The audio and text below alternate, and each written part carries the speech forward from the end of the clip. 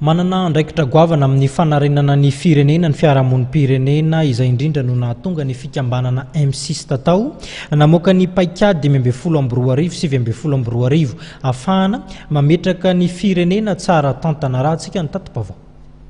Ny fametrahana ny fitondrana tsara tantana eto amin'ny firenena amin'ny alalan'ny fandraisana andraikitry ny tsirairay indrindra ny fiarahamonimpirenena ny fiainam-pirenena ny tanjona kendren'ny fikambanana M6 tatao.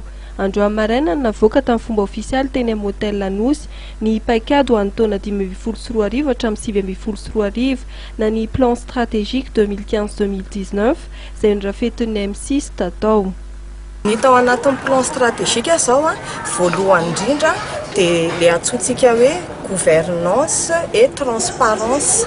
Io zany dia fiarahana mijery amin'ny fanjakana ny fomba fitantanana ankapobeny indrindra fa eo amin'ny fitantanam-bola mba ho ohatra kaiky ho an'ny olon-tsotra zao hoe raha misy tetikasa atao amin'ny fanjakana dia mba tena hifanandrify amin'ny filantsika olo-pirenena tsirairay satria le olo-pirenena ao anatin'izay efa nandray anjara tanatin'ny fandrafetana ny tetikasa io zany fa tsy ataontsika hoe tonga dia ny olona ambony birao ohatra fosiny fitenenantsika no manao anazy.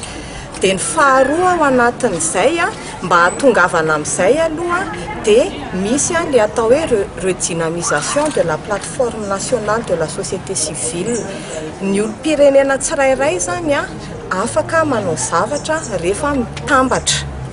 Ny olana amin'izao fotoana izao be da be zany ny fiarahamonimpirenena eto amintsika dia samy manana ny asany tsirairay tsy ampy ny fifandraisana tsy ampy ny fiaraha-miasa dia izay zany anisan'ny zava-dehibe ho apetraka voalohany izao hoe mba afaka hiara-iasa tsara ny fiarahamonimpirenena rehetra ireo. Ny fahatelo moa dia eo ny atao hoe renforcement de capacité ozy izytsika na misy zany ny fanabeazana fampianarana ny fiarahamonimpirenena ireo mba ahafahany manatanteraka izay tetikasa eritreretiny.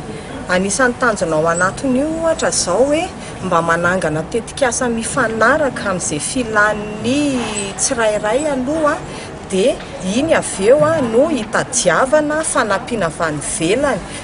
Marihana fa anisan'ny niendanjana nandritra ny fotoana ny tetezamita araka ny fanadihadian'ny M6 tatao ny tany tandalana, ny demokrasia, ny ady amin'ny kolikoly ary koa ny fametrahana ny fanjakana tsara tantana.